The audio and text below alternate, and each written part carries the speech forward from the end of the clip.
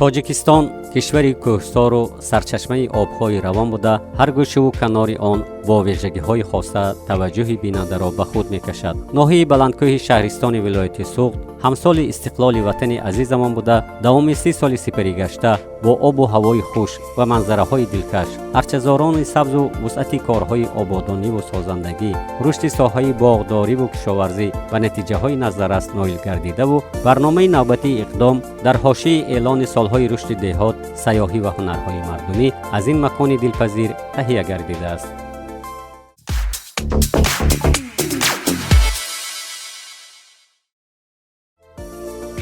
ноҳияи шаҳристон бо шарофати ғамхориҳои пайвастаи ҳукумати мамлакат ва заҳмати софдилонаи сокинонаш имрӯз ба яке аз ноҳияҳои ободу зебо ва рӯ ба инкишофи кишварамон табдил ёфтааст. раванди ободкориву созандагӣ то рафт вусъати тоза гирифта, танҳо давоми солҳои охир бо маблағгузории буҷавӣ ва соҳибкорони маҳаллӣ чандин иншооти замонавӣ сохта ба истифода дода шуданд.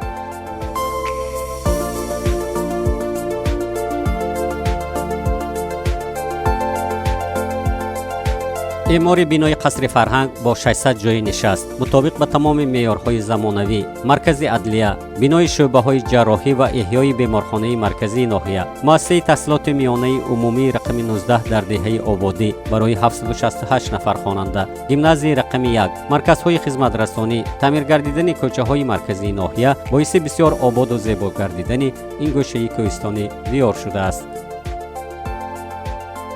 шукри соҳибистиқлолӣ мекунем ки дар ноҳияи шаҳристон 21 муассисаи таълимӣ, як кӯдакистон, як интернати назди мактабӣ ва як маркази таҳсилоти иловагӣ барои саводнок намудани фарзандони мардуми ноҳияи шаҳристон хизмат намуда истоданд. гимназияи давлатии рақами 1 ва мактаби муассисаи таҳсилоти миёнаи умумии рақами 19 деҳаи ободӣ низ корҳо бо омаром идома дошта, арафаи 30 солаги истиқлолияти давлати ҷумҳури Тоҷикистон хонандот ба таҳсил фаро гирифта мешавад. татбиқи муваффақонаи лоиҳаи барқарорсозии низоми обтаъминкунии навоҳии шимоли Тоҷикистон марҳилаи 2 ба маблағи беш аз 16 миллион сомонӣ аз тарафи мутахассисони ҷамъияти дорои масъулияташ маҳдуди сохтмон имкон фароҳам меоварад ки 10,000 нафар аҳолӣ ба оби хушсифати ошомиданӣ дастрасӣ дошта бошанд. айни замон марҳилаи дуюми оби нӯшокӣ дар вилояти Суғд дар ноҳияи шаҳристон бо қубурҳои диаметри 20 таъмин карда истодаем. мо ният дорем ки корҳое ки ба ӯҳда гирифтаро тезтар ҷамъбаст намоем.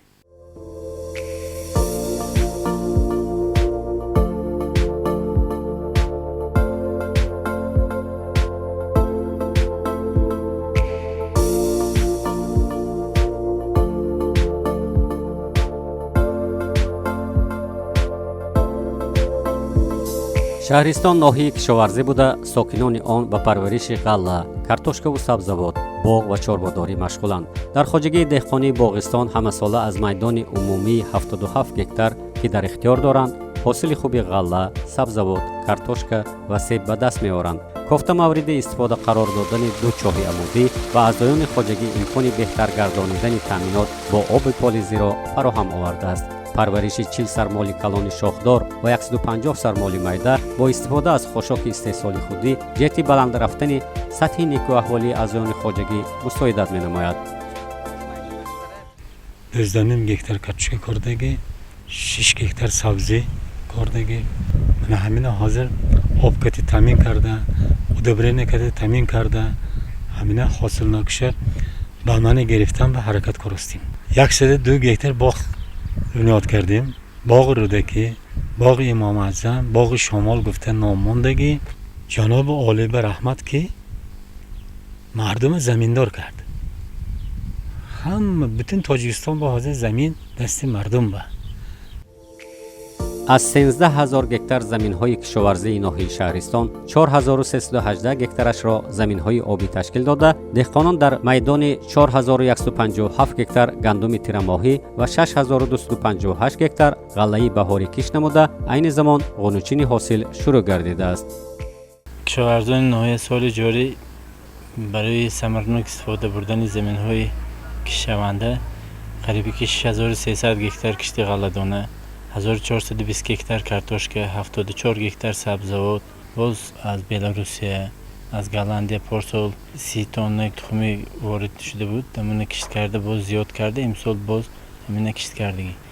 باغپروران ناحیه شهرستان میدان عمومی باغات را به 955 گکتار رسانیدند که از آن 20 گکتارش را باغ‌های اینتنسیوی تشکیل می‌دهند. در خواجگی‌های کشاورزی ناحیه شهرستان بیش از 2400 سرمالی کلان شاخدار و 6500 سرمالی میده پرورش کرده می‌شود. خواجگی‌های کشاورزی و کارخانه‌های کارکرد محصولات ناحیه در تامین بازار داخلی کشور با محصولات وطنی سهم بیشتر می‌گذارند.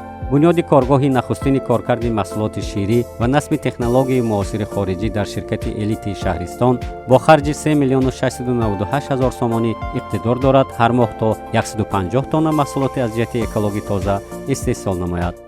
حالا حاضر یک خط تکنولوژی و در کارخانه شیر در قطعه اسپتیکی ریخته می شود. سخن درباره قطعه می رود که در آن مولد نگهداشت محصولات شیری 6 مورد تشکیل می‌دهد. خط تکنولوژی اساسی از اسپانیا آورده شده است. این محصولات فرمی تراپاک. غیر از این در اینجا یک تن تجهیزات هستند که از روسیه آمدگی. تشکیل و فعالیت با برار جمعیت دارای مسئولیتش محدود مرغ شهرستان از طرف صاحبکار خیرالدین بابایف در دهه وحدت با نگاهبین 110,000 چوجه و استحصال 2200 تن گوشت پرهیزی باعث با جای کاری تامین گردیدن 30 نفر ساکنان محلی می‌گردد.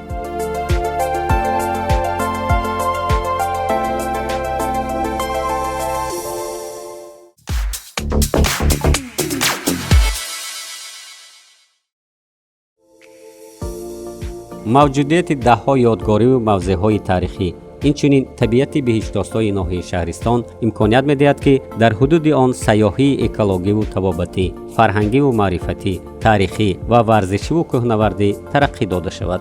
یکی از موضع‌های بسا زیبا و پسند سیاحان چه داخلی و خارجی در ولایت سوخت کوهسار جنگلپوش ناحیه شهرستان به حساب می‌رود. خواجگی جنگلی آن در میدان نزدیک 50,000 گکتار دامن گسترده از درختان کهنسال برس و ارچه، سرو و صنوبر، بید و چارمغز، بادام، بوته‌های زیرک و انگت، خوش و امثال آن عبارت است.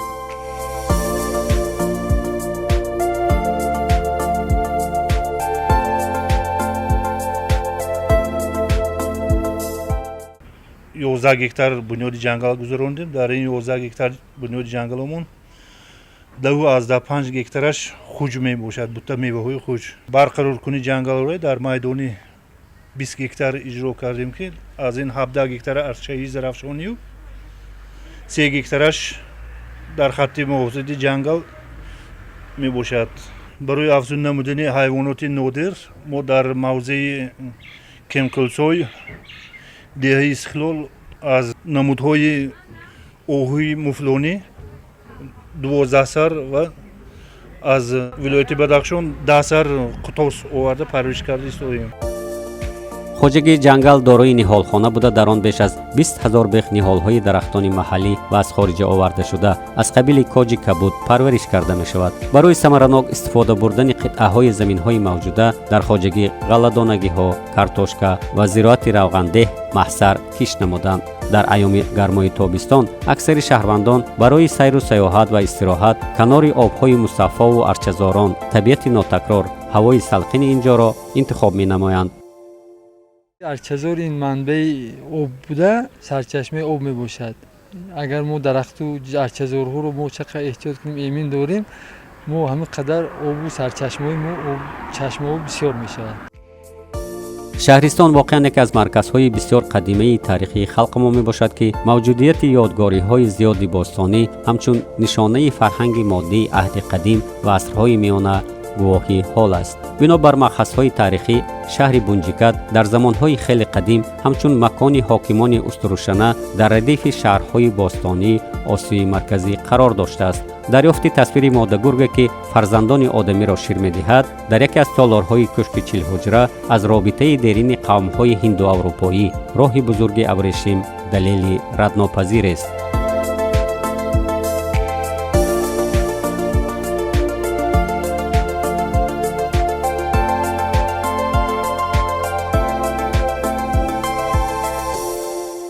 академия Нӯмон Неъматов навиштанд ки мо вақте ки қаларо кофтукор мекардем дар девори қала як барелефе баромад ки дар он ҷо рамзи модагур бо ду кӯдаки макондагиаш буд. дар 12 ҳуҷраҳои корӣ буданд ки дар он ҷо ҳокими деваштиш менишастанд. агар то имрӯз маҳв намешуд, яке аз беҳтарин нигораҳои давраҳои қадима ба шумор мерафт ва яке аз нишонаҳои таърихи қадимии тоҷиконро нишон медод.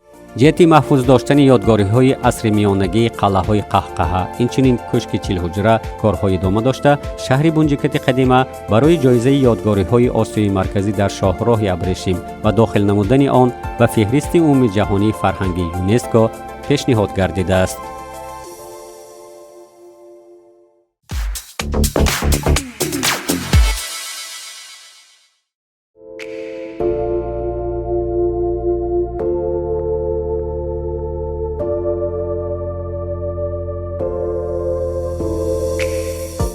در ناحیه شهرستان که ساکنانش اساساً با باغداری و چارواپروری مشغولند، هنرهای مردمی نیز خیلی رواج یافته است.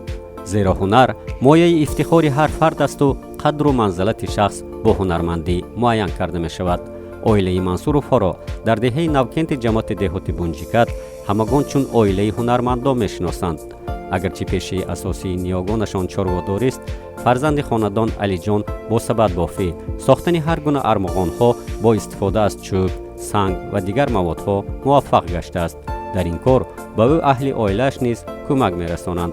دلارام شامیرزایوا ساکن دهه وحدت باشد، از اعلان گردیدن 3 ساله رشد دهات، سیاحی و هنرهای مردمی خیلی قناعتمند است. او همراه کلین و دخترانش با بافتن قالین‌ها با استفاده از اشیای خام محلی، پشم، دوختن کرته‌ها با آرایشات ملی مشغول است و البته هنرهای دستی بانوان برای بلند برداشتن سطح نیک و احوالی عائله مساعدت می‌نماید. مدیر بخش کار با بانوان و عائله مقامات اجرایی حاکمیت دولتی ناحیه شهرستان المسای گلمرادова نیز خود در عائله هنرمندان تربیت یافته هنر را کفیل آسایشتگی روزگار می‌داند. سالهای رشد دهات، سیاحی و هنرهای مردمی اعلان کردند. این اقدام پیشگرفته جناب عالی برای ما زنهای هنرمند خیلی پسند آمد. این زمان در ناحیه شهرستان زنهای هنرمند ما روز از روز خیلی زیاد شده ایستادند. ناحیه ما ناحیه چاروداری می باشد، ناحیه کشاورزی می باشد. هر یک عائله بسیارتر قالین‌ها رو از محصولات پشمین استحصال میکنند. رنگ و بارش هم وقتی که ما همون قالین‌ها رو آماده میکنیم، با رنگ و بار ما از ویها از میوه‌های درخت هم استفاده میبریم. در ناحیه شهرستان عین زمان با مقصد احیای هنرهای مردمی 4 مرکز ادرس بافی و قالین بافی دستی تأسیس داده شده. پس 17 دستگاه 27 نفر بانوان کسب هنر آموخته صاحب سرتیفیکات ها شدند.